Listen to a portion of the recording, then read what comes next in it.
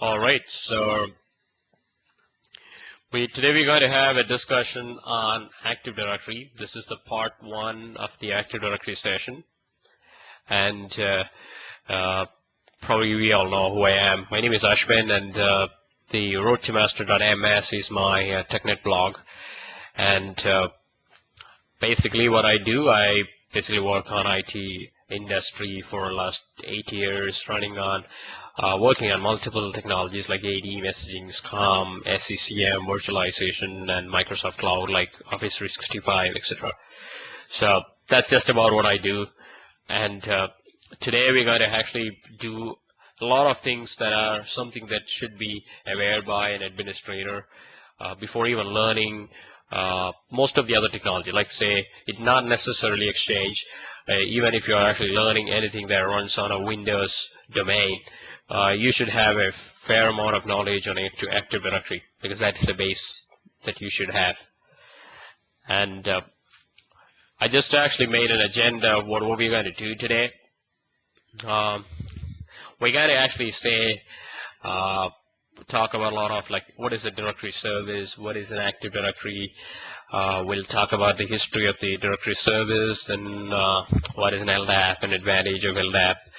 Then we can talk about the more details about Active Directory, like a naming convention, requirements of a DNS, AD object, AD database. Then we can talk about the schema, domain, tree, and forest. Okay, so that's basically what we need to cover up today. And it's definitely going to be a session which will be useful for even somebody who's actually working on the technologies for some days, because AD Basic is something which is completely overlooked by many of the administrators who work in the industry right now. So whatever I'm trying to say, I'm trying to make it as unique as possible and try to get you the most information. And basically, this is the basic things that anybody should know whenever they're going to work on a Windows domain.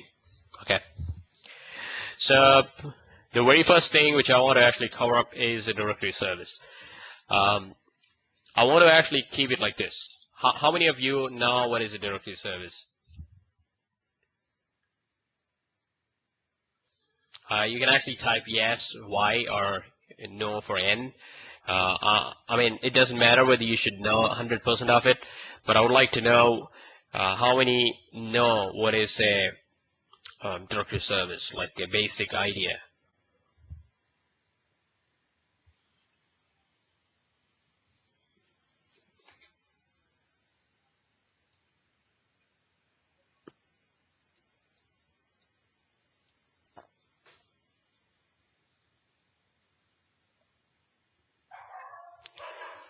All right, so I think fairly good. What I'm going to talk today is basically a directory service is a hierarchical structure, I can say about. What do you mean by hierarchical structure?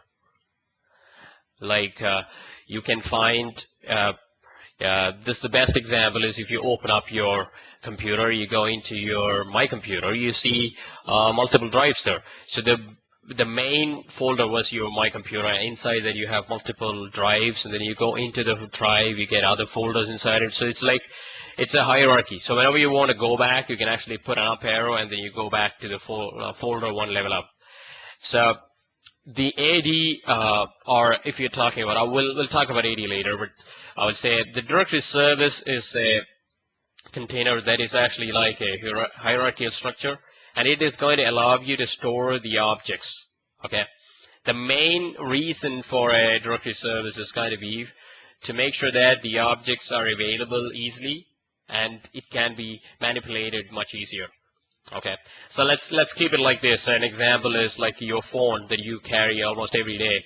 That contains a lot of phone number, name, and address, and all those things. So whatever you do, whenever you want to actually call somebody, you type the name of the person, and you get the number, and then you call that person. And you can see one thing there. You're not really knowing where does he live. You only know his name. So when you type his name, it actually pops up all the user which has got the name, what you typed, and the output that you get, you will actually select the one that you wanted, and then you dial the number.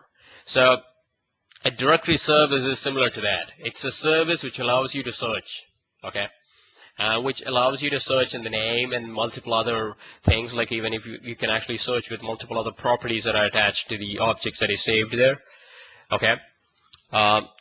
We need to understand one thing. What happened to the network when the directory service was not there? I just gave an example there actually. Whenever you want a file, what you used to do, you got to know multiple things. You wanted to make sure that you know the name of the file. You want to make sure that you know the name of the server where it is located, and even you want to know the folder path. So now it's quite a lot easier because you can actually share a folder or add a folder on the Active Directory, or else make a file server and add it to the domain, and then it becomes a part of a directory service. And that way, when you actually search for the name of the folder or a file, what you want, it actually gives you the details. So basically, it makes it easier.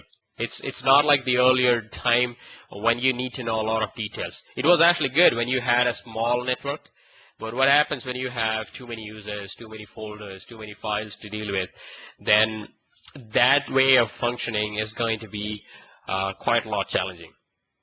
All right. So so this is actually a means by which a user or a administrator can locate a resource regardless where those resources are located. Does it make sense? Like, you don't need to know where it is. You just need to actually get connected to it using the directory service. Okay. So not only the other issue with the earlier days was one user is going to have multiple username and password. Like, say, well, you have one for file server, another one for email server, and etc. So when the network grows up, you're going to have many usernames and passwords, and it's not going to be very easy to actually remember those or manage those. So that's the other part of a directory service. It helps you to find a central location where you can actually save these details, and that can be used across the network. Okay. So that's basically a directory service. If somebody asks, what is a directory service? This is a simple thing that you can actually return back. And why are we talking about directory service? Directory service because Active Directory is the Microsoft answer to directory service. Okay. And what I want to say is Active Directory, not just dual resource locating. It's not just for locating a resource. I mean, it does much more than that. So how does it do it? How does Active Directory take care of all the other tasks which it is going to do, which we are going to discuss it in details later? It is going to use Kerberos as an authentication medium, and it is going to use single sign-on, basically single sign-on, DN. What is a single sign-on? Basically, you can see our SSO. What do you mean by SSO? SSO is actually the ability of the Kerberos to provide a user with one set of credentials and use them across the wide range of resources and the services that will require the same set of credentials. So what it is actually doing, earlier days you need one credential for file server, you need another credential for mail server. Now what is happening is with the use of a single sign-on, it is going to use one username and password, and when the user authenticates with Kerberos, the user is issued with a ticket. And that ticket is showed to every other resources whenever they want to access them. So you're not going to be prompted for a credential every now and then when you connect the resources that are in the domain and which requires that credential.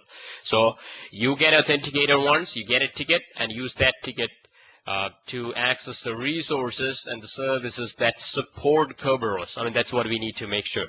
The resources and the services that you're trying to access should understand what is Kerberos. Okay. And we're going to deal the further trainings, multiple other technologies, like an Exchange is one of them. Exchange understand this very well. So SSO, or a single sign-on, is going to be quite a lot useful when we are dealing with Exchange. Okay. And there is another thing. That is, suppose you have multiple servers, multiple credentials to access it, then you're going to actually find it very difficult for it to manage, right? So Active Directory makes the user management much easier because it's going to act as a single repository for all the user and the computer related information. Okay, it's just a one-stop. You just need to go there. Whatever you need to know about the user or computer or a device that is connected, which is actually speaking with an AD, you can get it from there. Okay, so that's basically, if somebody asks a very simple story, what is an Active Directory? You can talk about it. It's the Microsoft's answer to the directory service, and it does a lot of things. It takes care of the resource location. It takes care of authentication using like Kerberos, and even it does a single sign-on. Okay. I want to give you a brief history about directory service before even we go into Active Directory. The reason is we should know about one thing, that why Active Directory came in existence. First of all, I mean, we should be aware of what was there earlier to understand what was the need for Active Directory. Okay, so earlier to what we have today, we had something called X500 specification to deal with the directory service. That was actually made by ITU. It was actually called at that point CCITT. It's named in French. At that point, it is actually renamed to International Telecommunications Union, ITU.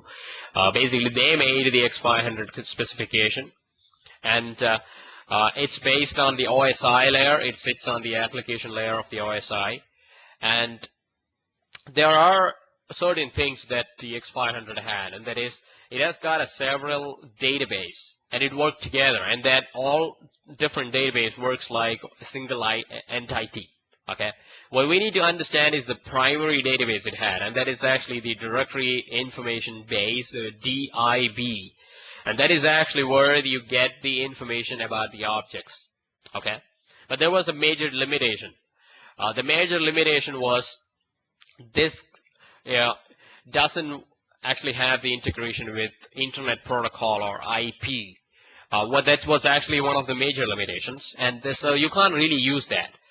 And what was the protocol that it was using earlier? It was actually using DAP, Directory Access Protocol.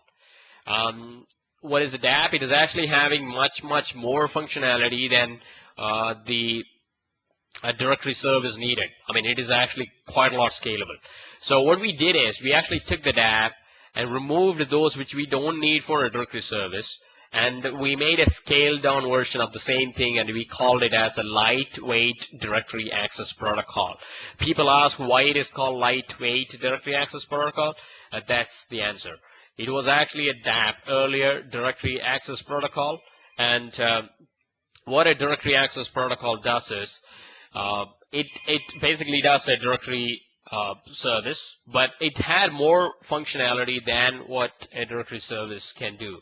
So, or a directory service needed. So we actually made that was later made with a scaled down version of the same thing, and it is actually called a LDAP, that is Lightweight Directory Access Protocol, and that was actually considered as a standard by IETF, Internet Engineering Task Force. So that's now a kind of standard available right now whenever you want to do a directory access. Okay, so I wanted to talk about LDAP, but I want to update you how the LDAP was made and what was the reason to call it as a lightweight directory access protocol. So that's it.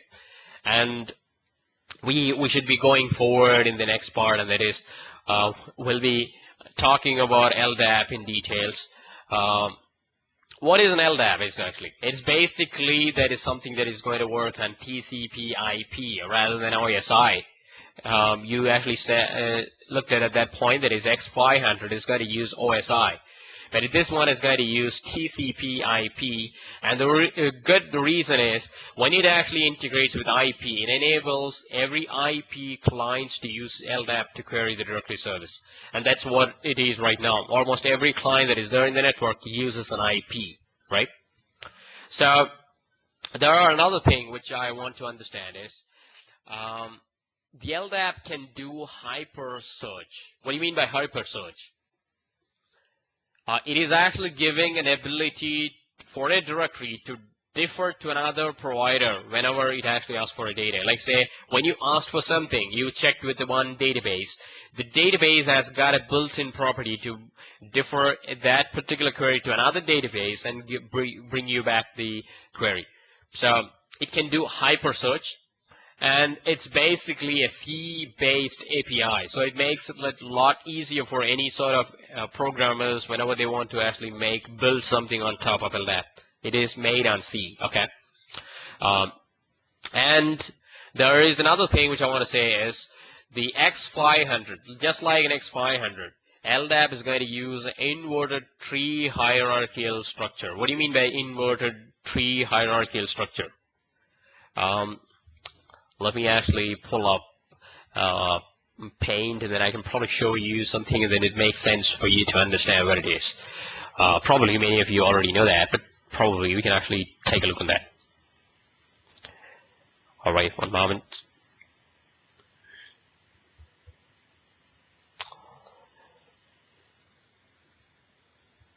Let me put the sharing to the Paint, and then I can show you what it is all about.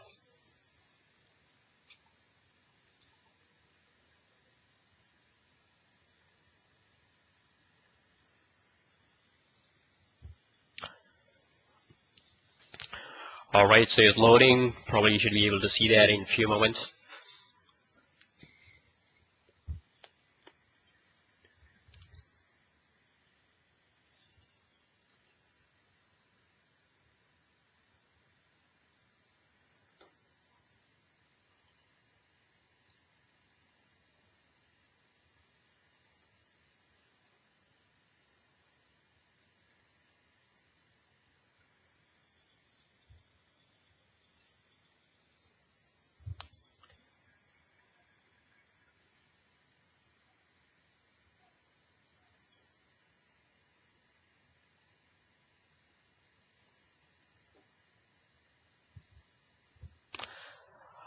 All right, are you all able to see a whiteboard that is actually shared at this point?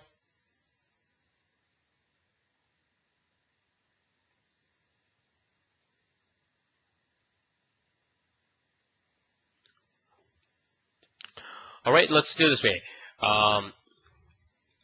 Let's talk about, I'm just trying to actually draw a tree, and then probably we can actually get to know. Okay. I'm not very good at that, but let's see.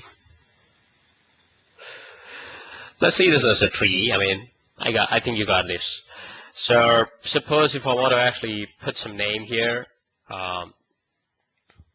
let's give it like R82 MASTER, and then let's keep user.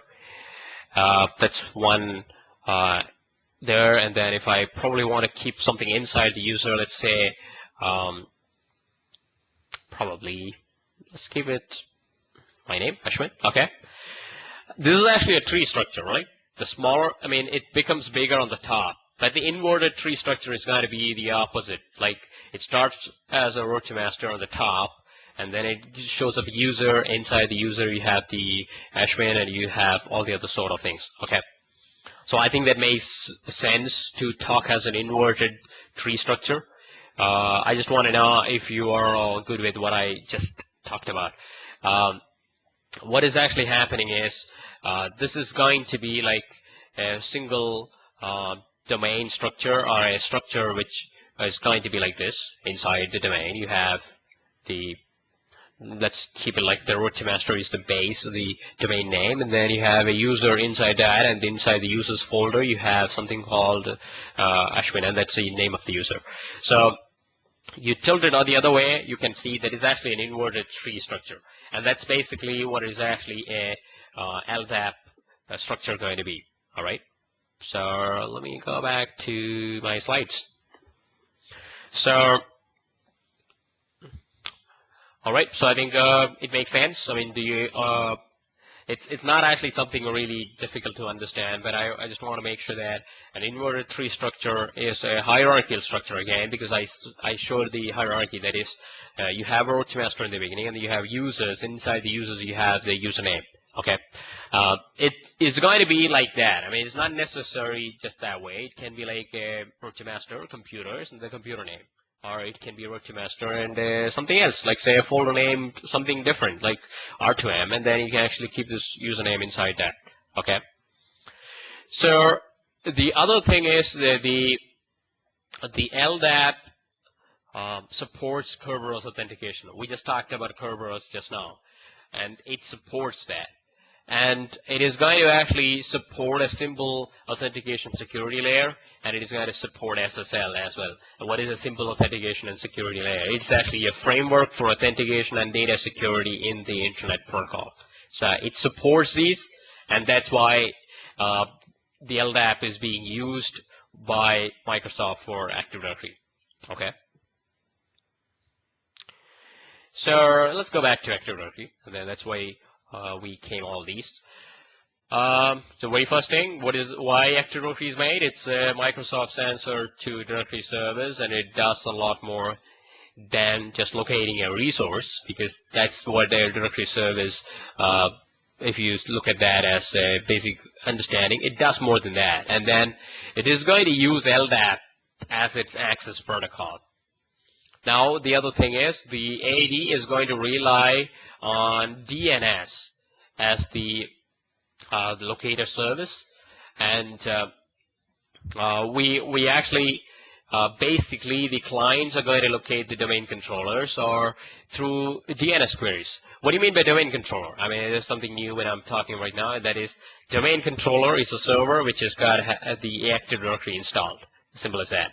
So whenever you want to actually communicate to an AD, it's going to use a DNS to do that. Okay, so probably we can go in details about Active Directory in the upcoming slides. And then the very first thing you should understand is how does Active Directory name an object? What are things that you save in Active Directory? How is it named? What is it? There is a specific standard to do that, and then what is that going to be? First of all, let me actually say one thing. Basically, AD, as we all know, it is actually it contains the information about the objects that you have in your enterprise, right? What is the objects now? Objects can be like users, computers, printers, etc. So it basically contains the information of these objects. And our AD is a container with nested containers holding other containers or objects. What do you mean by that? Just like if you want to actually give an example, it's going to be if you look around the kitchen, you may find a lot of containers basically when you keep all sort of things like sugar and all sort of things. You may find the containers in multiple size. Like the best example I can say is actually if you buy a milk powder in a probably in a cardboard box. You get a box in the beginning, you open that, and that's one container, and then you get a plastic container or a plastic made of plastic. There is a cover inside that, and then you open that and you get the content that is inside it. So it's actually having two containers. So in the same way, AD is going to have a big container in the front, and that's going to have multiple containers inside it, and each containers can have objects. Okay? And there is few things which you want to understand is an object can be a container as well. Okay? And an object can contain other container inside it. Just like the example which I said, the cardboard box is an object. And inside that there is a plastic or a made of plastic, there is a small sachet made of that, and that is another container. And so basically a container is an object. Okay? And there is another thing. Inside an object you can have another container. But there are a few things that is inside. There are a few objects which you cannot have a container inside it, and they are called leaf objects. Okay.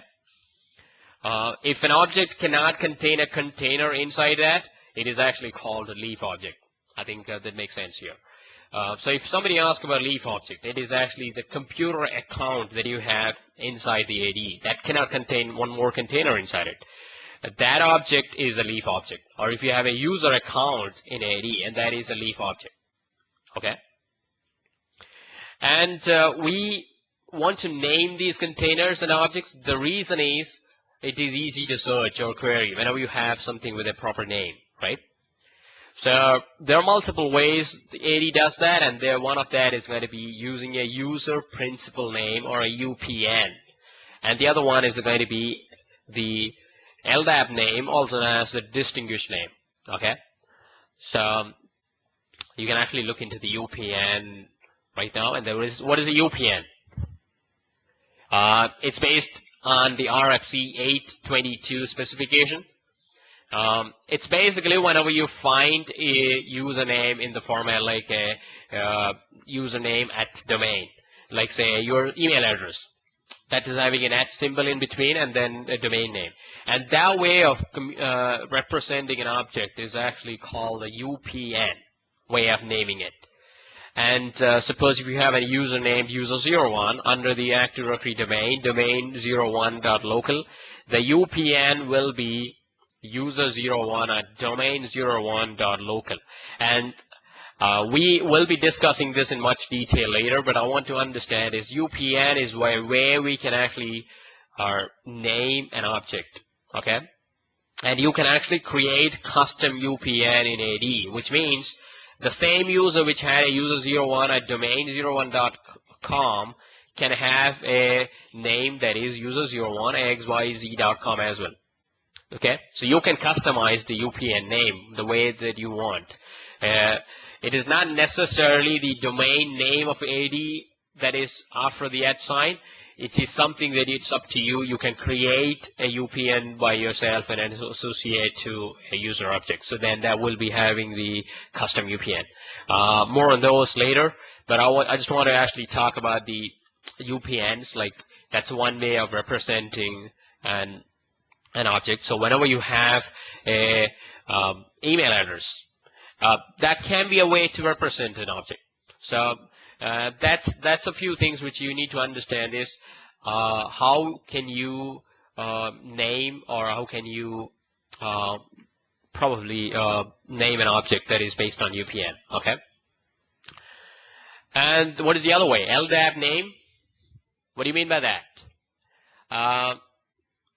Suppose say if I have basically this is also called a distinguished name first of all, and then it has got a specific format, and that is actually like a DC equal to domain, OU equal to organization unit, CN equal to common name, and all sort of things. Like say like what do you mean by that? Like say for example the Ashwin, which I actually just showed on the other side. Let's say you have a tree which starts with MS, and then you have basically your domain name is roadtomaster.ms, which means it is actually two parts. Like MS is one part and roadtomaster is second part.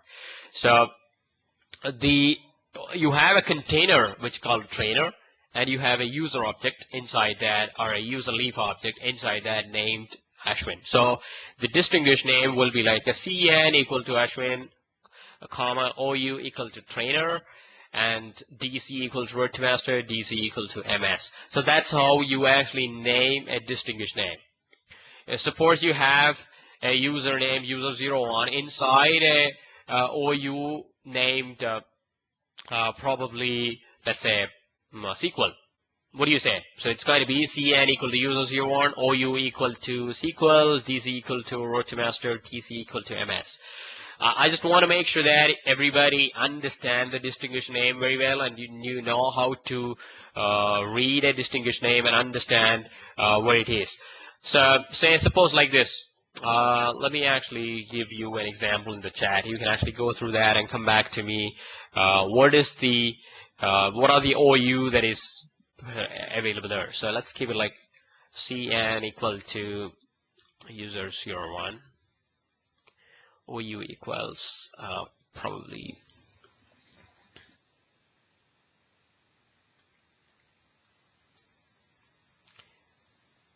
Let's see, a DC equal to domains.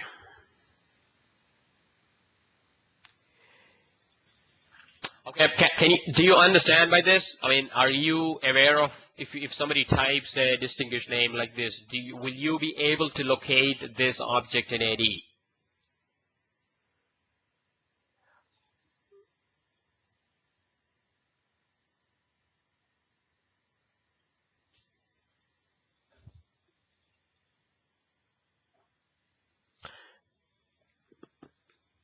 Basically, how do you navigate, first of all? Okay, that looks good. So you said yes, which means you're going to navigate to domain01.com domain, and you go into the OU named trainer, and then you go into the OU named SQL, and then you go into that, and you find the user01. That's it. So one thing which I want to understand is everybody completely understand what is a distinguished name, and the reason is we're going to use this when we do things on whenever we are training Exchange, whenever we are trying to do things in the ADSI edit, like an editor for AD, we will need to make use of these things. So we'll go through that at that point, but I want to make sure that your basics on the distinguished name is clear. Okay, perfect. So I think, is there any questions so far? So I think it's all good with Raj. I mean, are you all good there? Okay, perfect. So there's no questions. Let's move on. And there is few things which you need to understand is, I mean, why do an AD require DNS, first of all? DNS is basically required because we just talked about that in some time back. It uses DNS for the clients to locate the DC, right? So there are a few things which you should understand. Not every DNS server can be used by AD. There should be specifically two features of AD features of DNS that is supported by the DNS server, and that is going to be the DNS server must support service records, that is SRV records, and the DNS server should be able to do dynamic update, or as per the RFC 2136. Okay. Somebody who has got any questions on what is an RFC, I think are pretty much straightforward, but I would like to give it as something that you should search from your end. And if you're not able to find it, we'll discuss that in the next session. But a simple search can let you know what is an RFC. So this is based on the RFC 2136. Okay, and DNS server should support the SRV record as well as the dynamic updates. Okay, so the AD is going to rely on DNS as its primary locator service. This is something which I want to talk is people misunderstand that's the only way. That's not the only way. That's the primary locator service. Okay, it's the primary locator service or mechanism that is used if you want to locate the domain controllers. And what is a domain controller? I just said some time back. It's the server which has got AD installed. Okay. So there is another thing. What happens whenever you start a domain controller? When you boot up a domain controller, it is going to register its DNS name and the NetBIOS name. First of all, in the DNS. Okay, it's going to register its name and the NetBIOS name in the DNS. We'll talk about NetBIOS name in more details when we are actually installing a DC.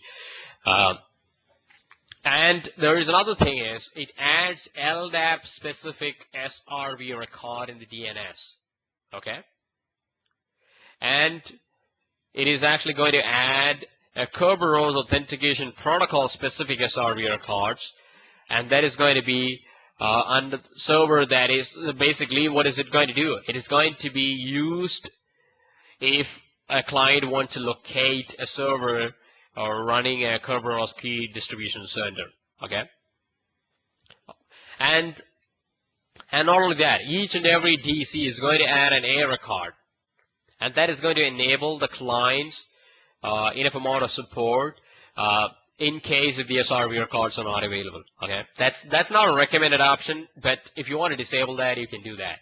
So, but if somebody asks you what does a domain controller does when it boots up in respect to DNS, these are the tasks. It actually registers DNS name and the net buyer's name in the DNS. It's going to add an LDAP specific SRVR card, and it's going to add the Kerberos authentication specific card. And even if it is allowed to add an error card, it will add an error card. So these are the few things which you should understand. The reason is, suppose if any of these are not there, what will you do? You will actually restart the domain controller, or else you'll restart the service of AD, which we will talk about that in later. What are the services required by AD? But if these queries are not there in the DNS, or somebody deleted that by mistake, how do you get it back? You don't have to install an AD from the scratch. You either need to reboot it or reboot the specific service required by AD, which we will discuss later. Okay. So this is very crucial, because if you do not have these details in AD or DNS, you're going to have trouble communicating to AD. Not only by the client, but all the servers that require AD. Okay. So this is very much important to make sure that these records are available in the DNS.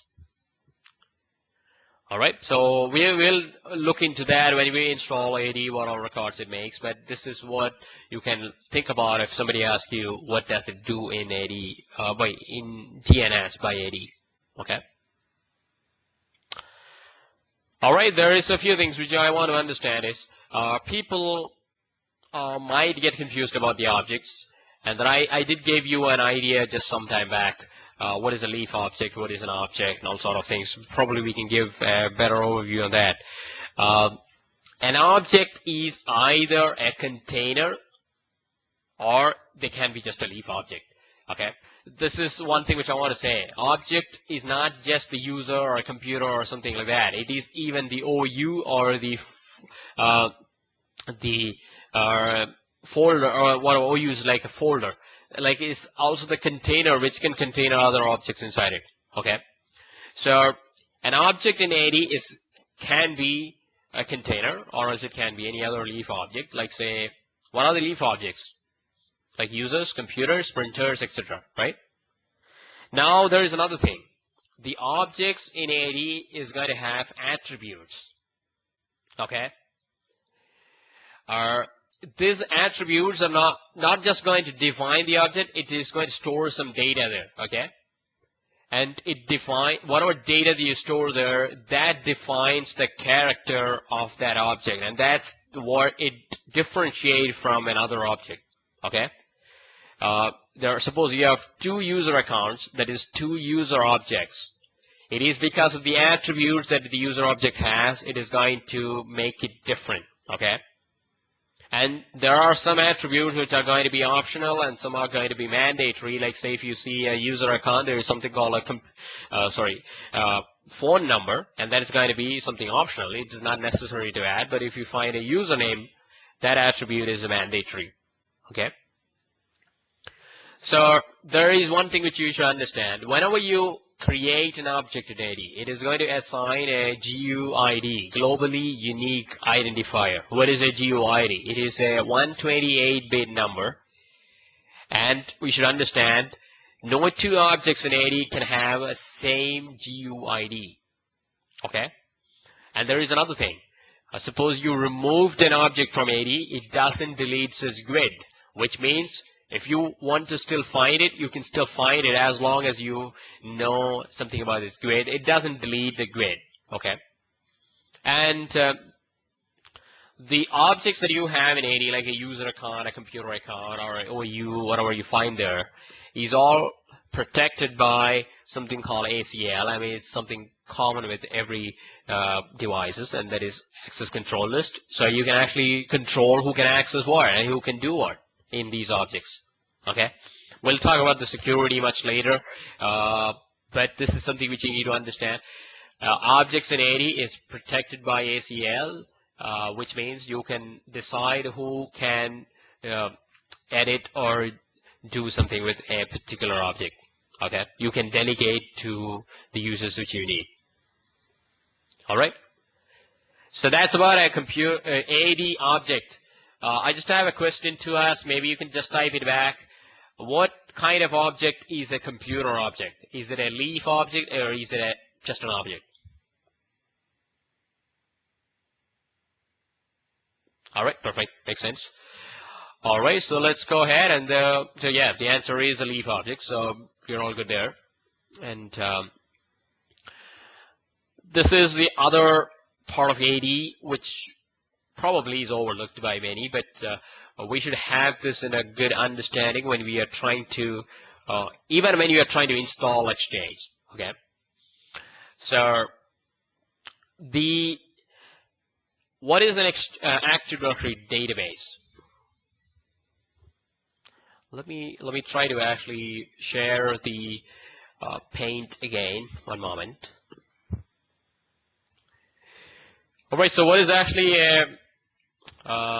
probably let's talk about AD database like this. Okay.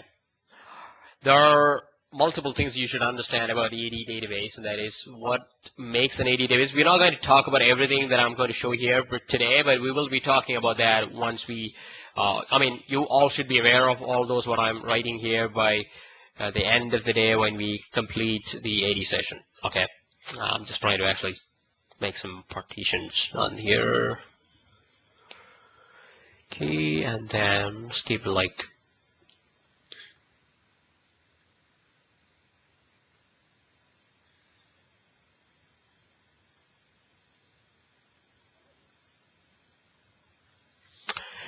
okay, so let's write them out. I'll just pause until I complete the description. All right, so that's the, if you look into an AD database, these are the things which you should be coming in your mind in the beginning.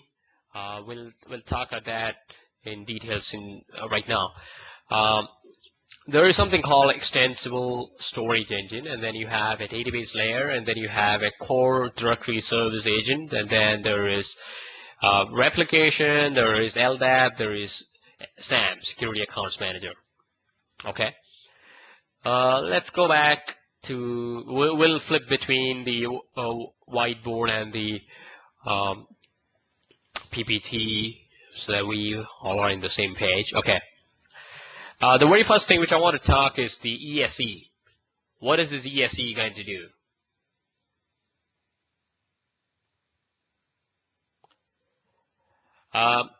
It's basically a table which will actually define the structure of the directory.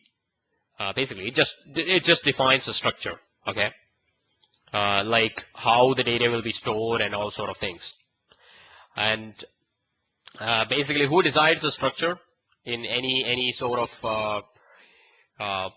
database? Like, say, if you talk about something from the let me actually open that here, and then I'll probably should be good to deal there.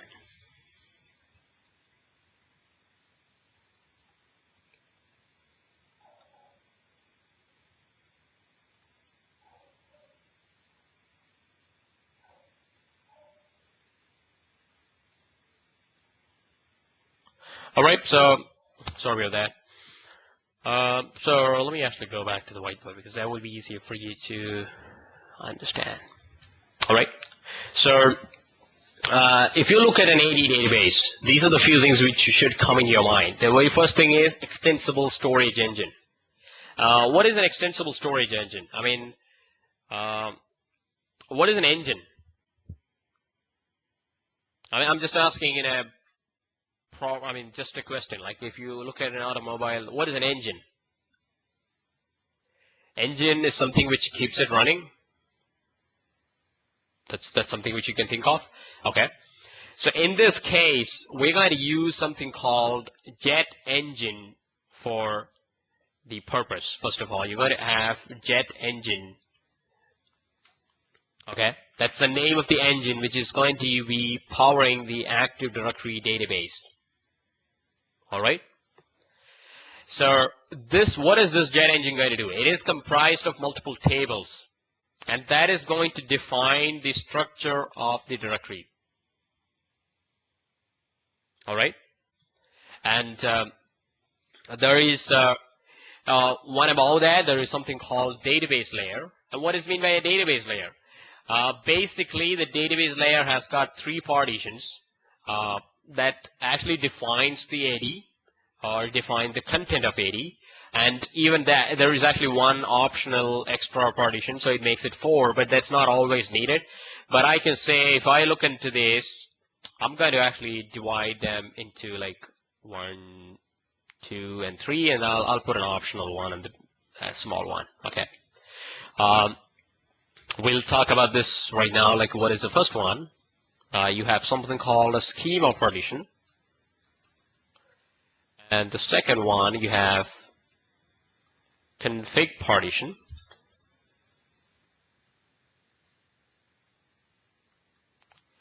and you have something called the domain partition.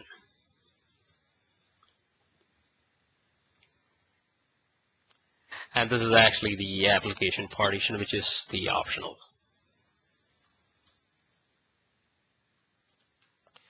All right, we will talk about that optional part later, but we're going to talk about these three right now. What is a schema partition? This is where you have the Active Directory schema stored. AD schema is stored here. So that's a partition which got the AD schema. What do you mean by schema? The schema is, it's very simple to define what is a schema. Schema, as per Active Directory, is the definition, or it defines what type of objects can be created in that directory. Okay? And so that takes care of the what type of objects. And then the next thing is, how are these objects related to one another? Say, if you have an object which have got relations between each other, so this is what actually defines how is this related to one another, and it even defines the properties or the attributes that each object should have, and it's where it defines which attributes are mandatory, which attributes are optional. And when I talk about attribute, let's talk it this way. When you want to create a user object, you need to have first name, last name, and all sorts of things. When you create a computer object, I don't think it should ask you what is the first name, right? It should ask you computer name. So the attributes that shows up for different object types are different. So that is governed by the AD schema. And now we talked about all these, and now the last part is how can you make these objects? I mean, we just defined what objects can you make and what are the attributes that each object should contain. And the last thing is, how can you make this? Okay? So that's about the first partition, that is the schema partition. In simple terms, it says it stores the AD schema. And when you want to define the schema, that's when you can say these three things. Okay? And next partition is going to be the config partition, or a configuration partition, if you want to keep it the complete name. This is going to contain the configuration of AD, like say how many domain controllers do you have, how many domains do you have, and all sort of things. So this is going to have the configuration of AD, and not only just AD. If there is any service that is dependent on AD or which can make use of the AD database, that configuration is also saved here. Just like if you give an example, it's going to be Exchange server. Whatever configurations that you make on Exchange server is saved in the config partition of AD. So that's again stored on AD, the configuration of Exchange server. And that's the reason why you should be aware of these partitions. Because whenever you make changes to a configuration, you should be aware where does it actually make the change. Okay? It's very simple. Say when you have an Exchange server up and running, you made some configurations. Where does this configuration saved? Is it on the local hard disk?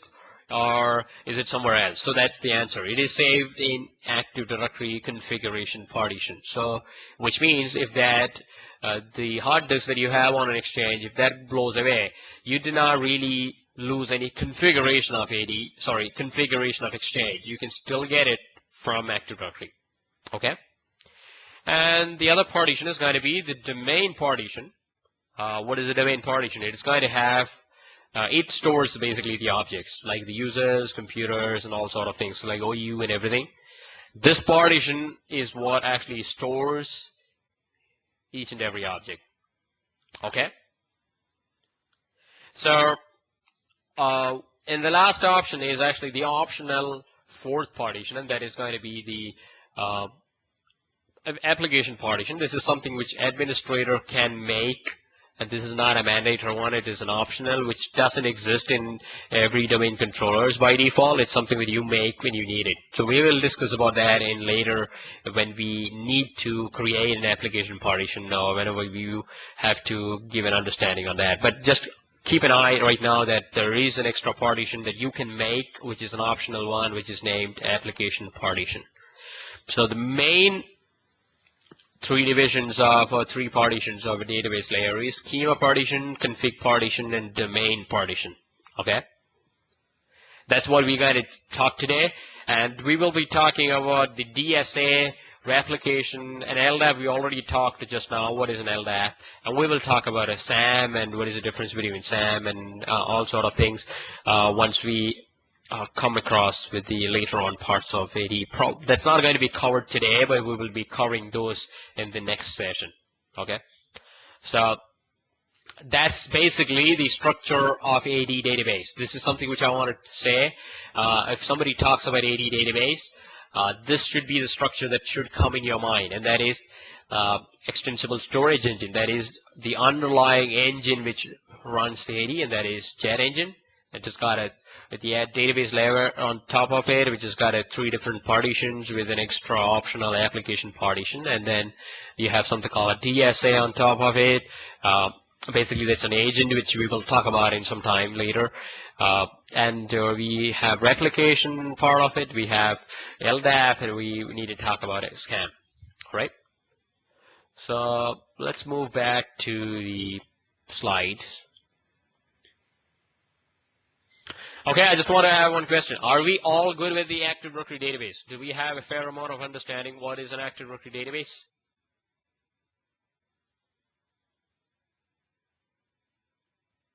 All right.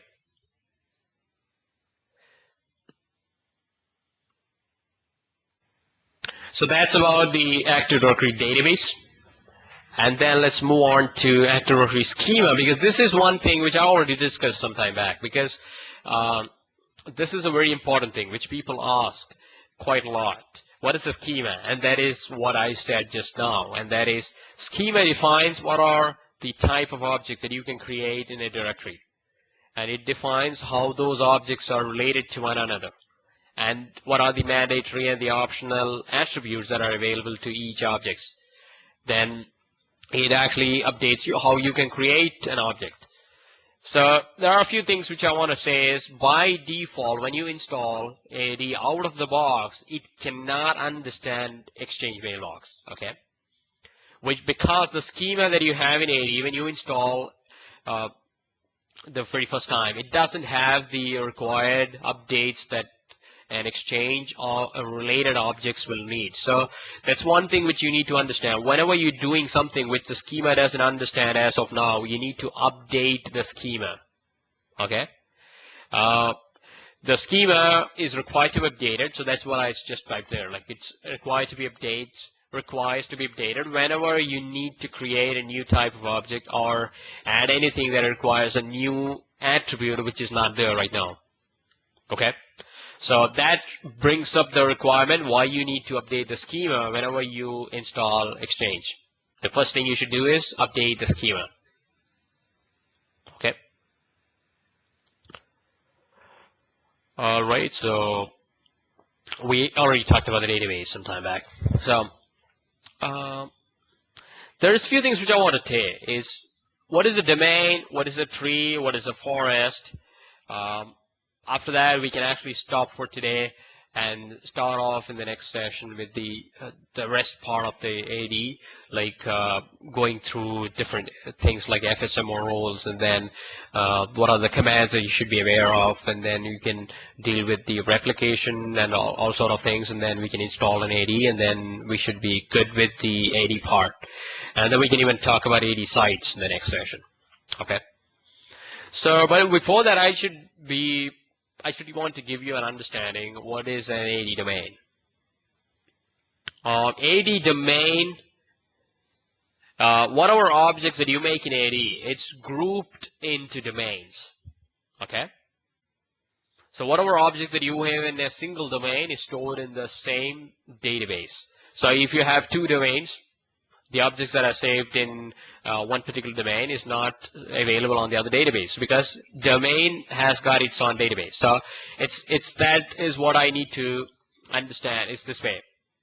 The objects that you for a single domain are stored in a single database.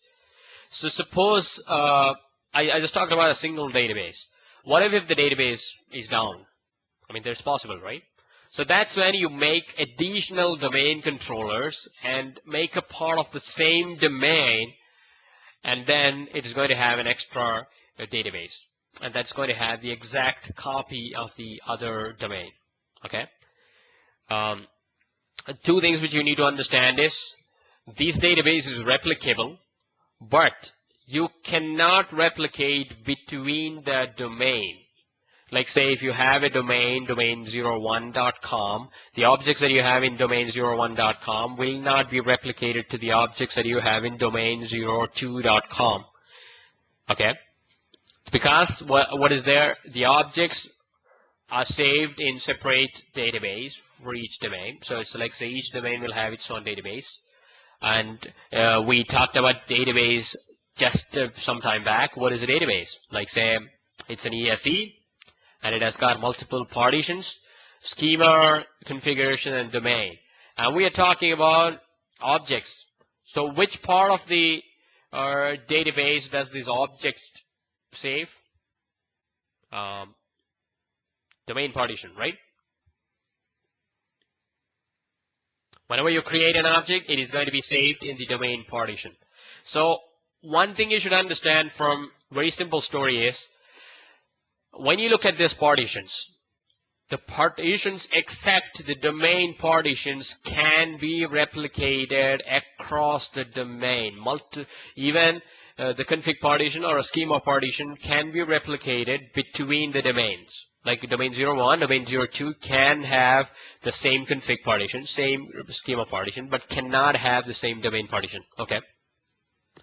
We'll talk about the replication in detail, but this is very simple, which I want to talk right now. And what is a domain tree then? Collection of one or more domains, right? Like in an Active Directory, you can have more than one domain, and if you collect them, you call it as a tree. And what is a forest? Again, it is a collection of collection of trees. What is a tree? Collection of domains. So again, forest is actually a collection of domains, but it is a collection of tree and tree. There is few things you need to understand. This is going to share the common global catalog. It is going to share the same config partition. It is going to share the same logical structure. It is going to share the same directory configuration. Okay, of these global catalog and logical structure is something new which we didn't talk until now, but we'll talk about that later in the next session. But this is something which I want to say today, that this session is more to give you an understanding on the basic level of AD first of all, and then we can go with the different logical structure of AD and the physical structure of AD, and then we'll install an AD. And once we are installed that, and then the AD session will be done, and we will be moving forward with the Exchange part of it, like installing an Exchange and so forth. Okay? All good until now?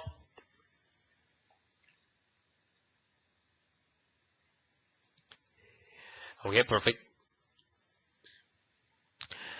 So that's the end of the part one. So What kind of questions do you have right now? If there are no questions, it's fine because it's a very basic session. Probably you understood what I said. And I want you to go through the slide, which you already have it downloaded with you right now. Make sure that you are aware of this 100%, and then we will be moving with the next part in the next session. And I'll be sending you the details to join in that as well. Okay. So that's it for now. And I want to thank you all for joining for the session, and then we'll have another discussion going on in the next day. So once again, thank you. So it's a time for question. Whatever you have, you can just ask me, then we can keep it for a discussion. If there's nothing, I can conclude the session. All right, perfect. So let's meet up next day.